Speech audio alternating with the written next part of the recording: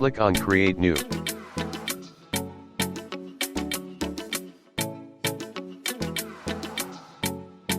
Now fill in with any color of your choice.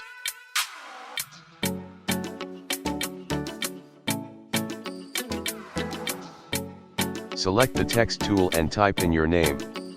You can also press T on your keyboard to select the text tool.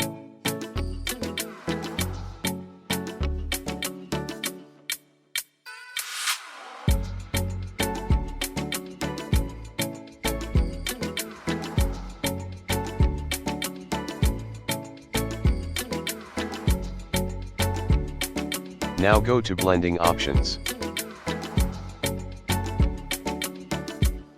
Drag the fill opacity to 0.